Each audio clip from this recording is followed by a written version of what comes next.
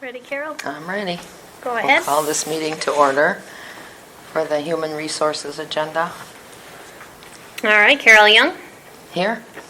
Scott McClory, Here. Tim Sharota. Here. Okay, first we'll go to the discussion and possible decision regarding revising the 2019 wage and salary schedule for full-time city employees.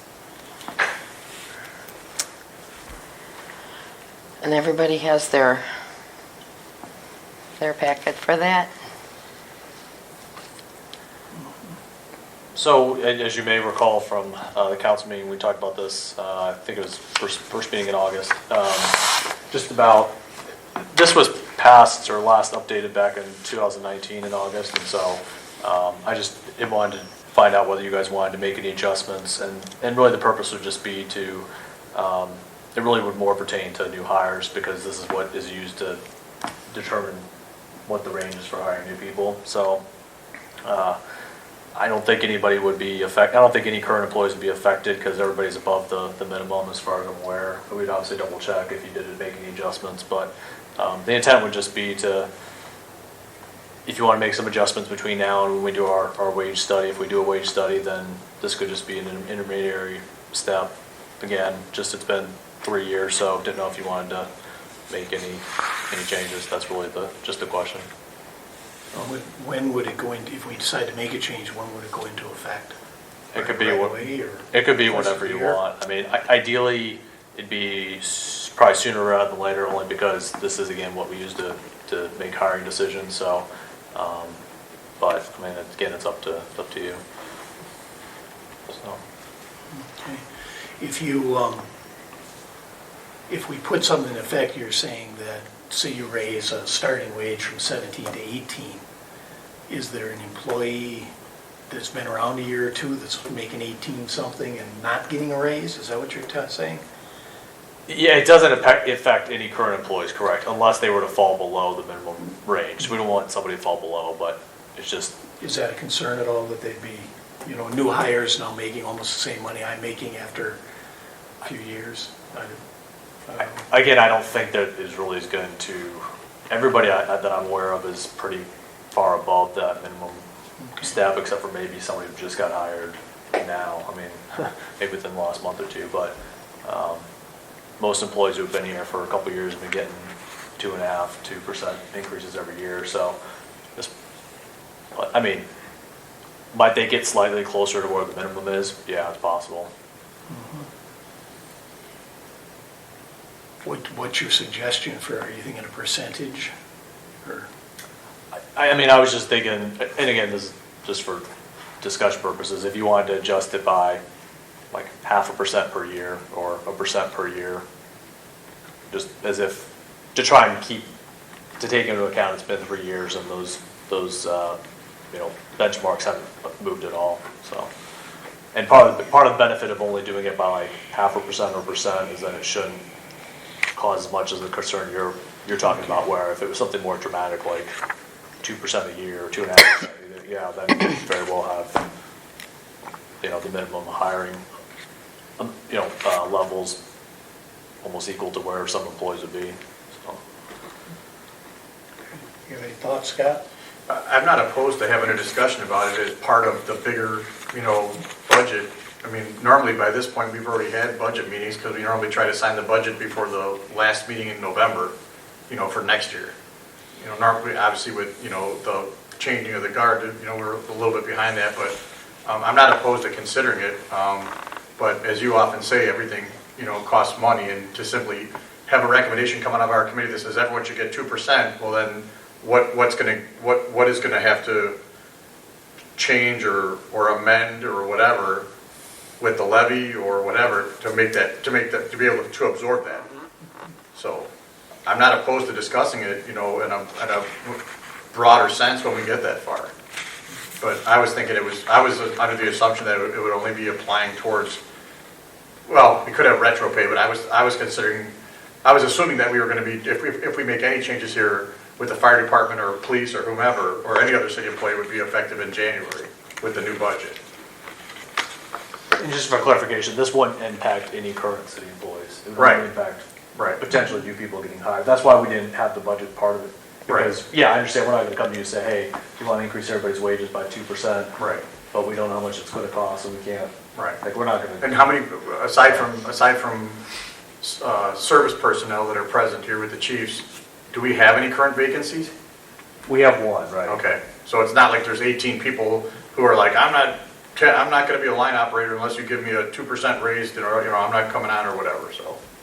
Right, we have one current opening, and that's part of the reason why we wanted to make sure that do you want to make any adjustments as we're trying to hire that new position that we know is a high demand position that we're trying to fill? So, So, that's where I sit. Wouldn't this kind of be part of the compensation study you're planning in 2023? it would be, yeah, but So- and that's why we were, again, I want to say proposal, because I don't know if I'd say it's proposal, but that's why some of what I suggested was real minimal, only looking at 0.5% or 1%, nothing significant, because it's just a sort of like as an intermediary step to get us between this and then doing a more comprehensive wage study next year, just because this could be adjusted fairly easily in a way that the wage study would be much more, as we'll talk about a little bit later, could be a more comprehensive change, so. So if we did say 0.5% a year, so it'd be a 1.5 Right. for the 3 years. Between now and January 1st, it wouldn't cost us much money at all. Correct. And you think that would help us maybe fill a position? It could, we're obviously, it could help us fill the position, yes.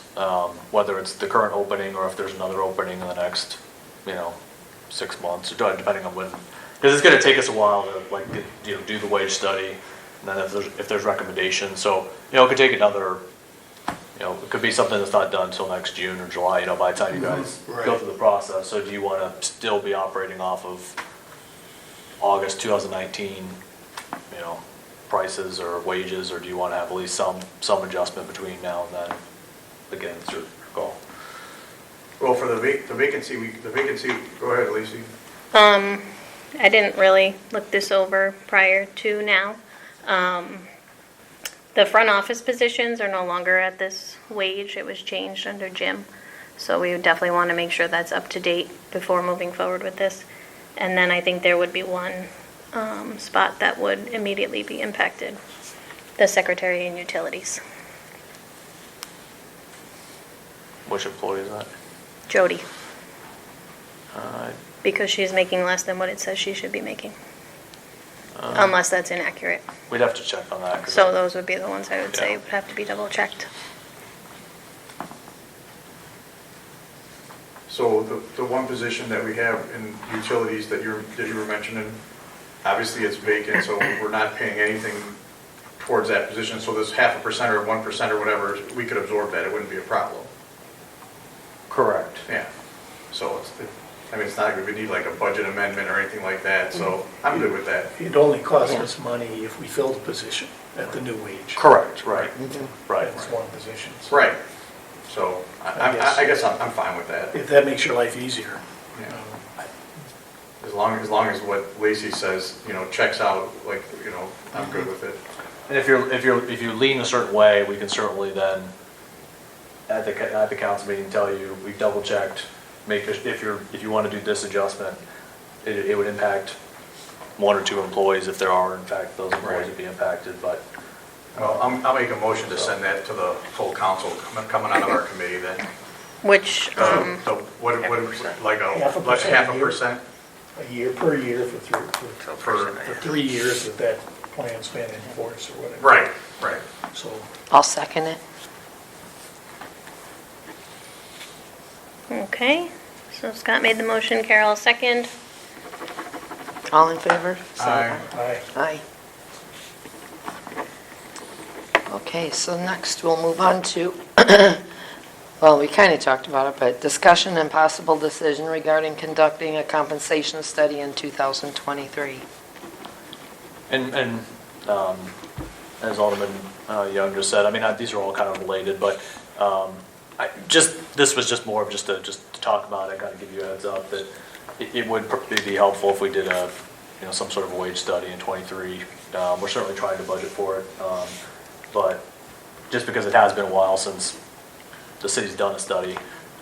Did we do it in 19, sorry to interrupt? No, unfortunately, the last real study we could find, I think was, 2017, 16? I thought it was 16. Yeah, you did, you had, thank you, Springstead, yeah, did it, so. Yep. And we wouldn't have to go through Springstead, because I know they usually tend to be more expensive, but we did reach out to PA just to get a ballpark figure. They said at the high end, if they did job titles and all that kind of stuff, it'd be 20,000, which was obviously not cheap. But we could do a cheaper version of that, where, we don't necessarily need them to look at all job titles. Not that it wouldn't be helpful to do, but if we're trying to save money, so. But it'd be really helpful to kind of, see if we are being competitive, because obviously we're seeing some positions that we're definitely, we think maybe a little bit under market, so. Okay. Would we, prior to your time here, we had a bit of a debacle with, we went from an administrator and a finance director to just Jim's position, and he worked his butt off, but we were led to believe that a lot of people in the office were changing job titles and getting an increase, and a step increase to take over duties of the finance director, and then it didn't work out, and I guess we were told that it never really happened. But the employees got paid for their new position without doing the duties. No one was saying claw back the money or anything. But would this be an opportunity to make sure what was done 2 years ago, 3 years ago, would just be taken care of, and make sure everybody's doing the duties that Well, they're I mean, supposed to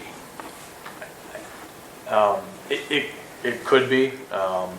Certainly they're going to look at our job. They're going to look at our job titles. They're going to look at the job descriptions, make sure that, are they, when they're trying to compare our wages for certain positions with wages for similarly titled positions, are they doing similar duties? And that kind of goes into it. How in depth do you want to go on looking at those job duties? That's, I guess. Well, we just kind of tore it all apart and then put it all back together. And I'm not sure. Maybe, I don't know if Corey or Lacey, if you guys could talk about to what extent whether people were given pay increases for jobs that they didn't end up taking. I don't know. the duties were never transferred to them, and that's not their fault. Mm-hmm. It was restructured, and then Jim just kept all the duties and worked, I guess, all weekend long at home. Well, he did give some out. I know he was picked up some of the stuff as far as coding and some of like the health insurance, that kind of stuff. think- I was given what I was given, and that's what I've done. I was told there were 3 positions, treasurer, finance director, clerk, that were split other duties, but I wasn't in that position at that time, so I don't know who actually took what. That might be more of a closed session, or researching other ways to find out. As Lacey said, Lacey's doing a lot of the HR work. She's doing a lot of, obviously, the clerk work.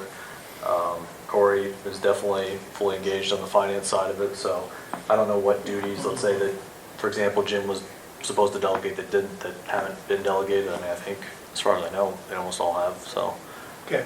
But I just think it'd be an opportunity to make sure that's all kind of where we want it for the future. For Adam, only because he doesn't know, I am probably continue to be in the minority as it relates to compensation studies. I've done them for 30 years at the sheriff's office, and they get way more money than I think they deserve. A lot of what they're going to do are things that we could do. For example, like when it came time for budgets, one of us would be assigned, and you'd call in and you'd say, okay, Kenosha County Sheriff, what's your entry-level deputy make? What's your fringes? It's all public information.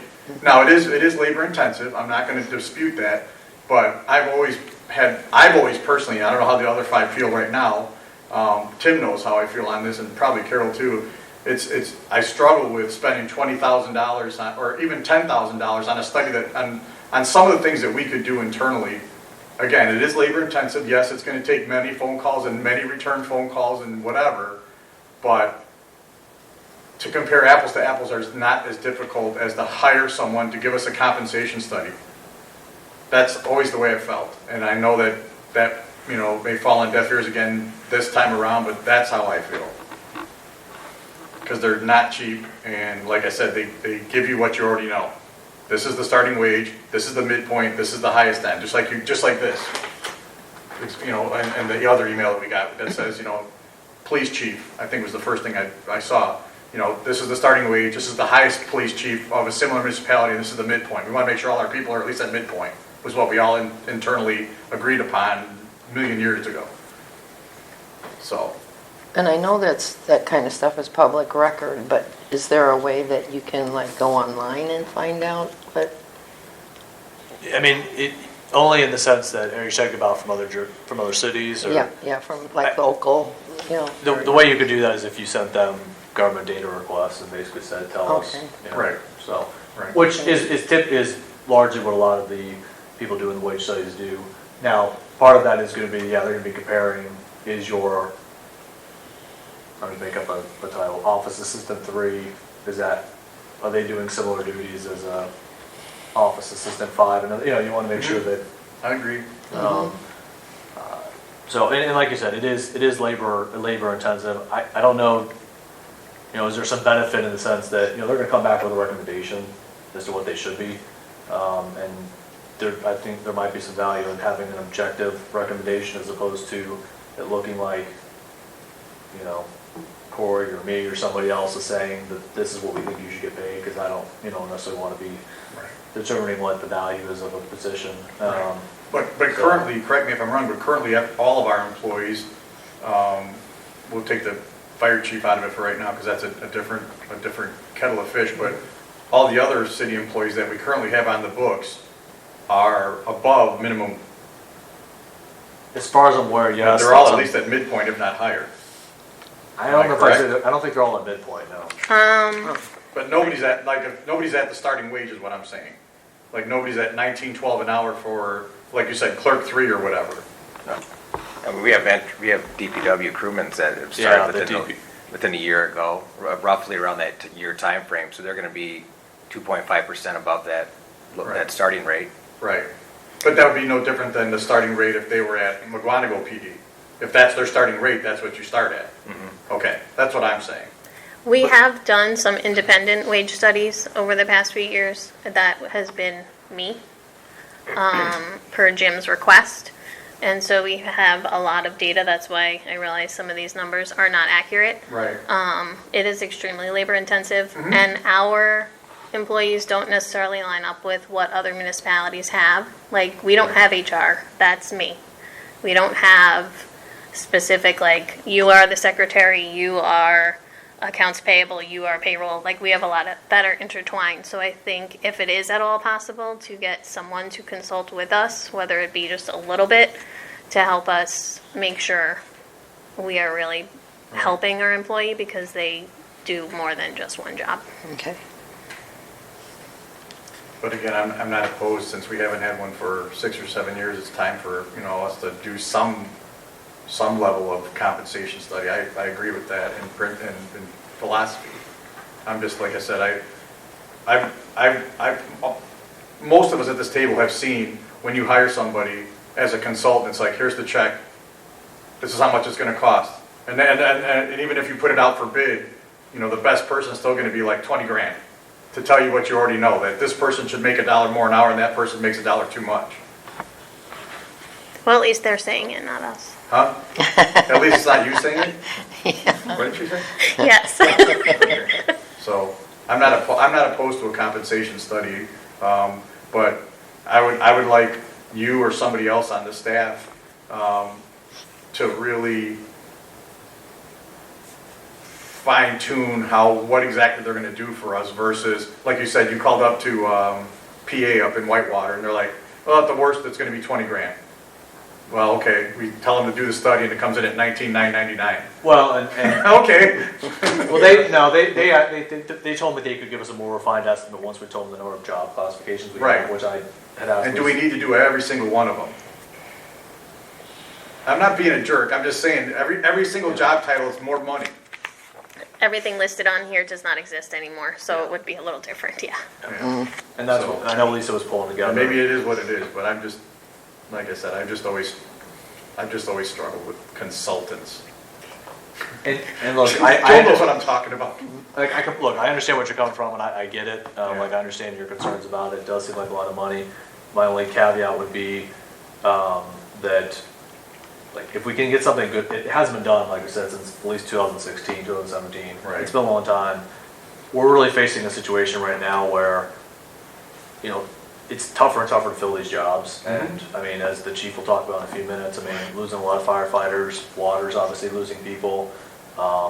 And it's like, we need to be competitive or else we're not going to get anybody. So, and not only that, but it's part of a general, more broader discussion, which actually goes more to the next item on here about the step pay structure.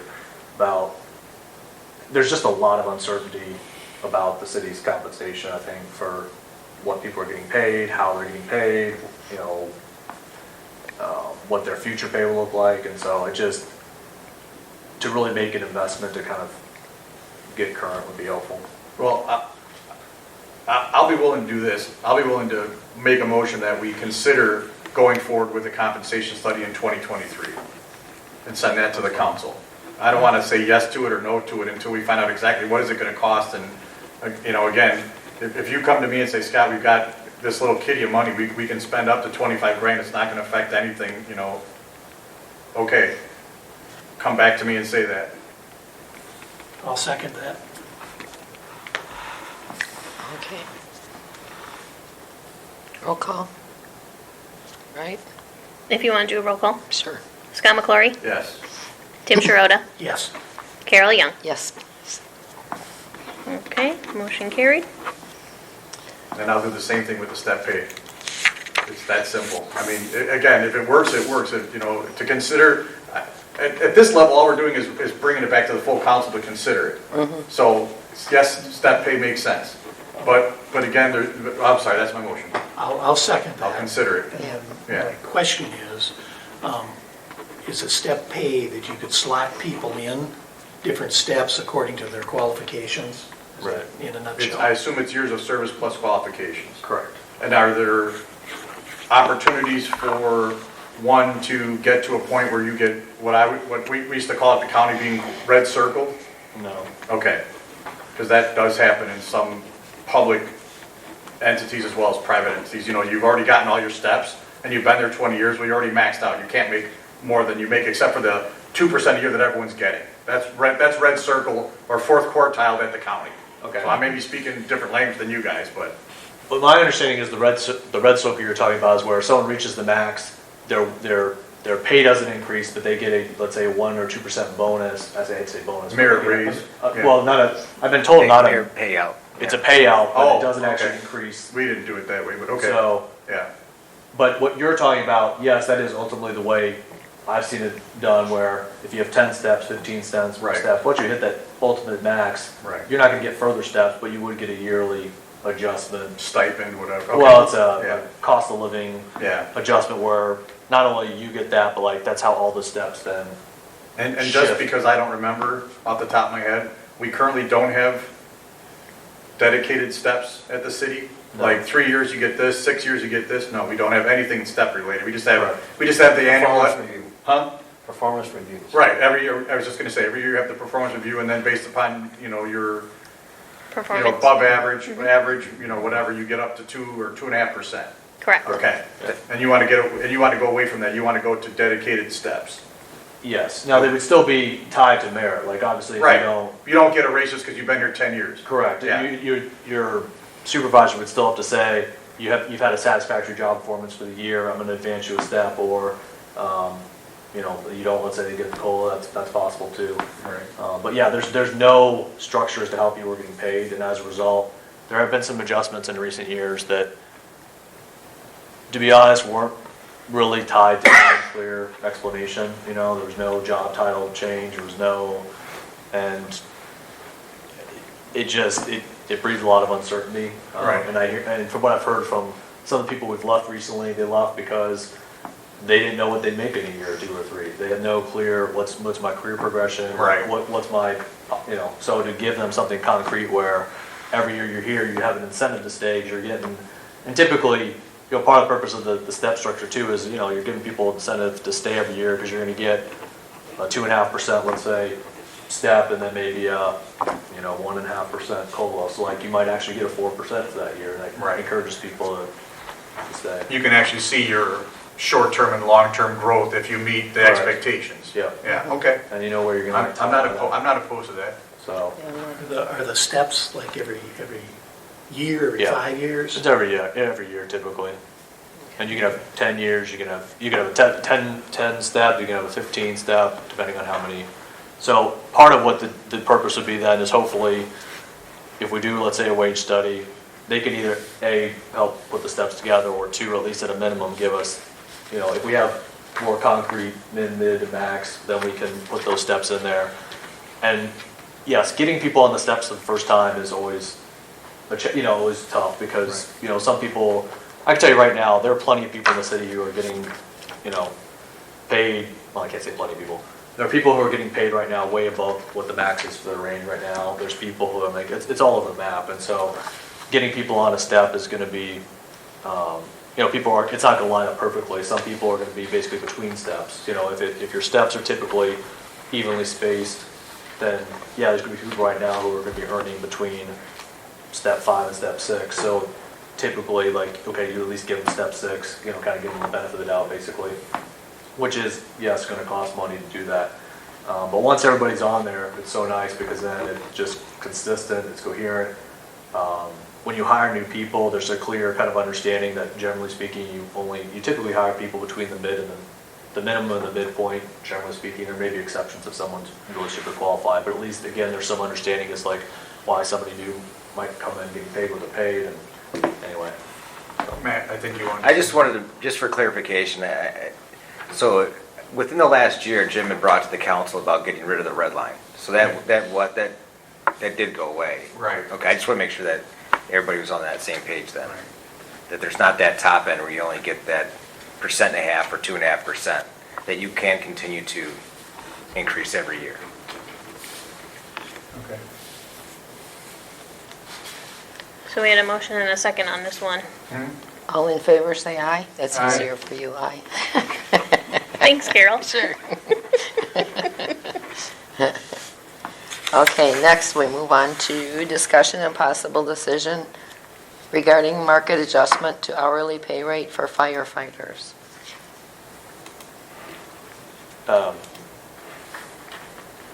And sorry, one last thing related to that prior topic. One other benefit of that is that, like I said, just it creates a better, I hate to say fairness, but if somebody's got a certain number of years of experience, then their pay should be the similar as somebody else's. So if you ever get accused of gender discrimination in pay or any sort of discrimination, it's like you've got a clear structure, and it just provides, again, just more transparency and consistency. So I'll leave it at that. But this is something that the chief and I had talked about along with Corey. I know the chief, just unfortunately, I'll kind of defer to you, chief, on this, but you can talk about the firefighter we just lost. Yeah, well, in the last year, we've lost 4 firefighters, and doing exit interviews, the biggest reason they're leaving is because of the salary. When you look at a salary of paying them $14 or $17 an hour, when they can go anywhere else and make up to $22 starting out, you're going to start losing them. And we lost 3 now in the last year, in the last 2 months, because of that. They're going to departments that pay a little bit more, not necessarily bigger departments, just paying more. Our biggest factor is how we need to figure out a way how we can retain them and recruit, because we're not recruiting them either because of that wage structure. There's no guaranteed wage structure out there to say, okay, 5-7 years, here's what I know what I'll be making. And that's what they all say when they go to the other ones. Of course, most of the other ones are represented, employees, so they do have a step raise. And if you want to look at that, I brought McGuanago, which is, shows the step raise. So that's where we're at with that. And right now, we are actually paying, our starting salaries are still based off 2019. When we did the referendum, we never increased it.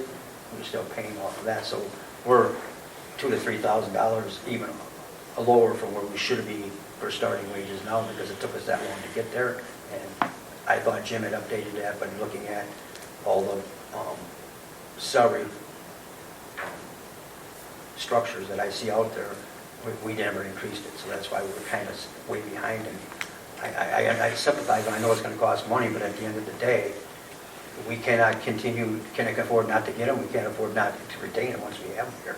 And if we're losing them, we're losing them, it's because we're not paying them, you know, down the road. If we wait till 2023, we might not have anybody left. So I don't know, you know, we need to do something. I looked at, you know, I mentioned that Adam right off the bat was, what I see as the average is starting wages around $22 an hour. I know we can't afford to go to that, but that really raises them up, you know, with the $2,912. So looking back at it, I don't know where the 5 and 10% came from, or 15% from what, Adam, you put that together, right?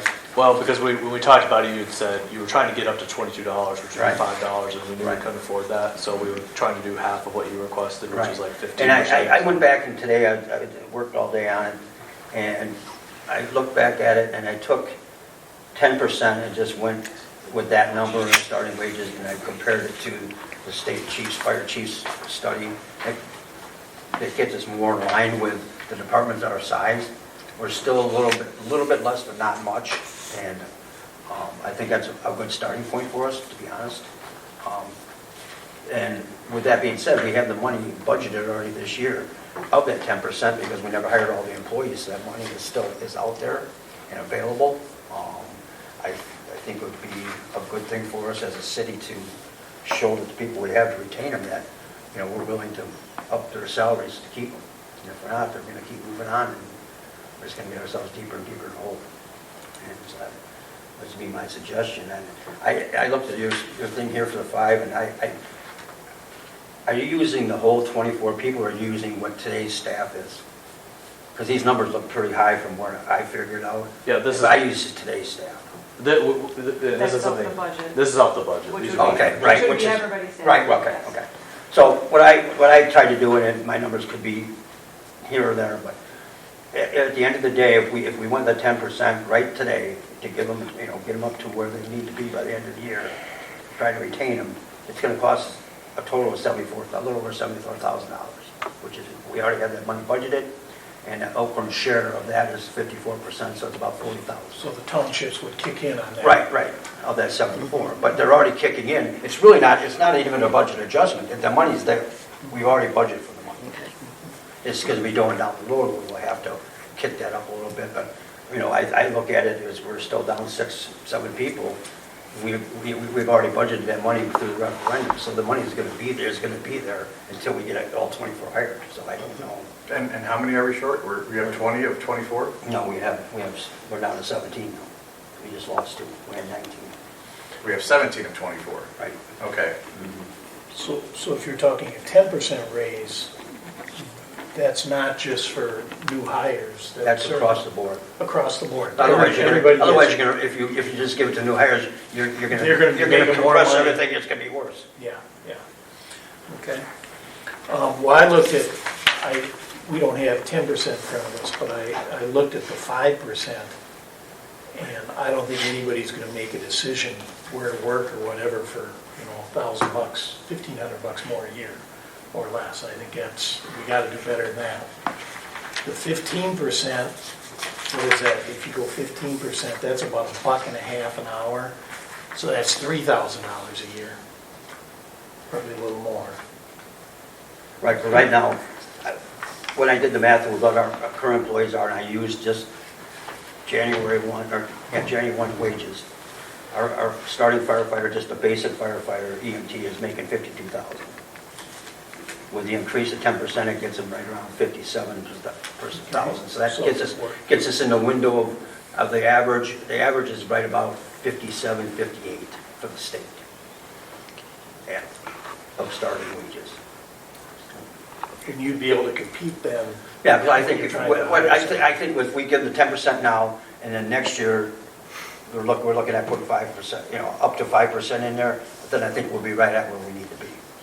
Will we be able to it sounds like we'll have no trouble for this fiscal year to be able to give them the money because it's already there, it's just not being used by the 7 or 8 that we're down.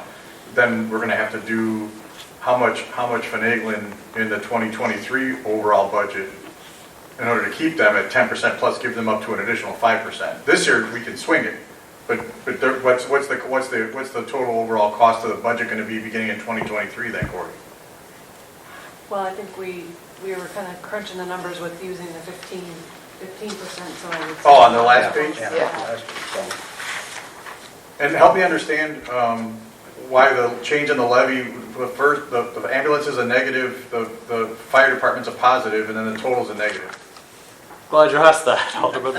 But Corey, there's a good reason for And I that. hope somebody's gonna explain to me. Yeah, all right. So, reason for that is because this actually goes back to the issue we were having with the amendment to the fire agreement. Right. The fact that we have all the ambulance fees that were basically set aside in a pot for apparently future use, and they weren't factored in to offset wage costs.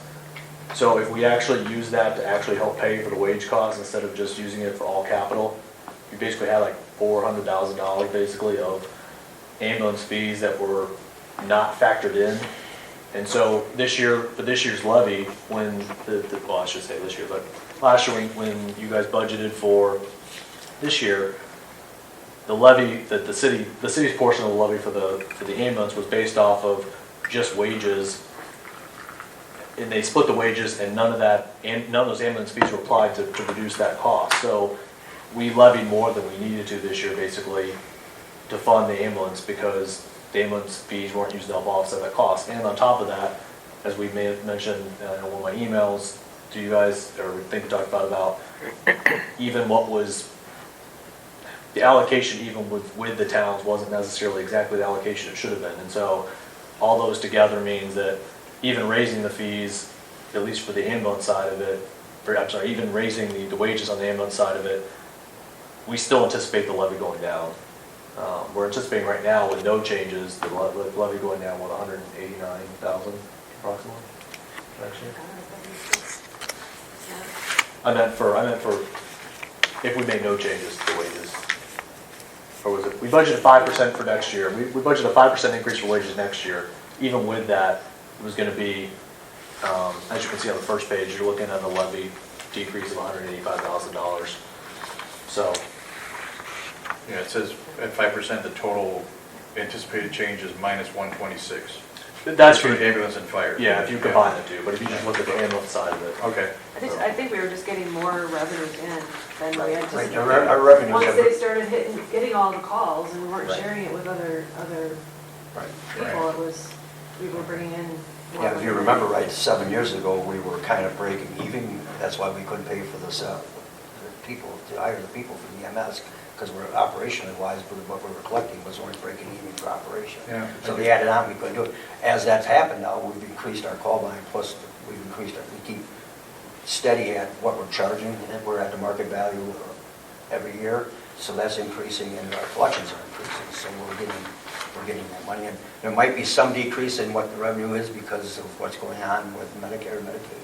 We don't know what that exact thing is, but I don't look at it as a huge issue. We still are pretty solvent without that loss. Well, another thing we're looking at too, and I don't know if this is time to bring it up, but we're looking at how we allocate the budget. We're using a percentage of calls to allocate it, and we're using a 50-50 split on the wages and things like that, but the reality is that it's 75-25 us to fire. So maybe we allocate a little bit more to that, to the EMS side of it for those wages. We haven't really looked at that, we just talked about it last week for the first time, so. because when you guys passed the referendum, it was one giant, you can increase the levy by up to $1.6 million for the, how you actually allocate the money within that pot probably doesn't mean, this is something that after we talked about it, Corey and I were talking about, we don't think it's going to make a huge difference because at the end of the day, it's either in this pot or this pot, and it's still coming from the tax levy pot as a whole, so it probably changing some of the allocation doesn't matter a whole lot, but. Do the numbers, and I think I'm just trying to make sure I'm tracking this correctly, do the numbers so far show that minimally we can for sure absorb a 10% across the board for 2022 for all the employees, and then even 7 more that get hired? Because you said you're down 7 right now. So just say tomorrow, front page of the Elkhorn, well, we got a 10% increase, okay, ooh, I'm gonna go there. Now suddenly we have 7 more employees. We're gonna be okay for 2022? From January till now, we haven't paid, we've got that. Why is that funny? Well, it won't happen tomorrow because this has to go to council first. Even with the hiring process, we wouldn't be able to get them all hired and done Yeah. by January 1. Okay. That's So why, that's why we for kind of laugh. 2022. I'm hoping the floodgates open, but. Is there any possibility that, I guess I'm asking you to do a little forecasting for me, Corey, or Adam. Is there any reason to think that we would not be able to keep them at that 10% and going into 2023, making them go backwards, which I can't imagine we'd ever be foolish enough to do that? No, good. And then we could absorb it up to an additional 5% if we made some other adjustments in some other places. Because I know you're going to say, where's this money coming from, Scott? I know that you're about to say that. So I'm good for 2022, but I don't know that I want to extend it to say, our recommendation to the full council is give them all a 10% raise right now and tell everybody in the paper we're going to give another 5% in 2023. Unless we're 100% sure we can do that. And that's why if you flip on the second page back to the 15% increase. Right. That's showing you, assuming that for 23, everybody gets a 15% from where they are now. We're anticipating we would still actually be saving money because at the end of the day, the ambulance fees you're helping pay offset the increase. And that's where the minus 34 is coming from. Correct, yeah. Okay. So All right. that's our estimate, and this There's a good reason I'm not involved in the math and the budget and whatever, because that doesn't make sense to me. But if you guys say it'll work, I'm fine. Tim wants to be heard, I'm sure. Well, my question is, that I recall a conversation years ago that those ambulance fees are being saved in a pot of money, and we're getting a new ambulance, which I'm guessing costs $400,000. 350. Okay, that's pretty close. Right, yeah. And so if we're going to spend that money on wages, where's the money going to come for that ambulance? No, it's still included, because we're already taking in budget, and we're saying we're gonna need $400,000 for an ambulance. That's coming out of that, off the top before we even. Okay, great. And even a contingency fund's built in also, correct? I don't know if we have a contingency fund built in, but we did increase we're allocating like $100,000 towards capital improvement to help pay for the ambulance, yeah. Yeah, right now. And you're not part of the And right now vehicle there's replacement, right? 36,000. That's you. The vehicle replacement sub-item, line item doesn't apply to the fire or the police, right? It's other city vehicles? Remember we had this discussion a 3 years It's ago? on the capital budget though, Yeah. because there's They're a all- big number for The fire. EMS, I don't believe is, EMS has their own set aside. That's what it is, But the fire- okay. I knew there was one the item, fire is okay. is in the cities. Okay. All right, well, if you guys say we can swing this, I agree with you, $17 an hour. I can't even get my brain wrapped around it when I drive by Culver's and it says they're hiring at $20 an hour. Are they really? Yeah, it's on the sign. Wow. I mean, for someone to run into a burning building and a kid flipping burgers, no offense to anybody whose kid has flipped burgers, mine did at Culver's, but she certainly didn't make $20 an hour back then. Yeah, I was surprised when I saw the $17 an hour for starting fireman wage. I guess I assumed it was a lot higher, and I heard about it 3 years ago. Right. And I was surprised, honestly, when the chief told me. To be honest with you, back in 2019, it probably was the average, but now everything's gone Right. wild. Right. And it's a little bit deceptive, because when you look at their annual pay, it's like, oh, they're. Right, they make 50 some odd, yeah. But it's because they're averaging 110 hours per pay period, which is Insane. It's a lot of hours, right? Yeah, So, right. And not only the hours, but when you look at the fact that they have to be certified both with their firefighter one and they have to be either an EMT or a paramedic level, I mean, it is a lot of training for. Yeah, oh, for sure. 17 bucks. And there's constant training that has to Yeah, continue. you look at it, normal people's hours are what, 2040? 2080. yeah. 80, and then ours are built on 2912, so that's. I'll make a motion to recommend to the full council to make the adjustments that the chief illustrated, 10%. Do we have to get tied up with the numbers? 10% across the board. Okay. 10% for 2022? I'm sorry? 10% for 2022? Yes. Yeah, And 5%. and up to an 5%. additional 5% in Well, that's- 2023, contingent on budgetary, whatever, blah, blah, blah. I'll second I'll that. second that. We'll fight over it. I'm giving it to Tim because you have to do the Okay, speaking because now. I'll do the, And okay. I do have a question. So you've got this unspent money that was budgeted for 2022, and because there's 7 open positions and we're already to August. And part of that money was contributed by the townships as part of the budget. So whatever, 50/50, whatever, however that works out. What happens if we don't spend that money that was dedicated for the fire department for 2022? Does that carry over to 23? No, they wouldn't get charged. Yeah, we settle up at the end of the year to actual. Okay. So they just wouldn't pay us. So The next budgeted year, they amount. say each township has $50,000 coming because it wasn't spent, does that just come off their, what They they owe don't us pay next year? us, we don't bill them, they pay us quarterly. So Okay. at the end of the year, we settle up to actual numbers, so they would just owe us less. Okay, so We did that, it. for that last quarter, you make an adjustment and then everything washes out? That's a great question. I never knew the answer to that. Yeah. Okay. All right, We makes build, sense. we build them on the budget for the first 3 quarters, and then the fourth quarter is always been You settled. settle out. Okay, all right. Good enough. Okay, all in favor, say aye. I say aye. Aye. All Make right, a motion to adjourn. Second.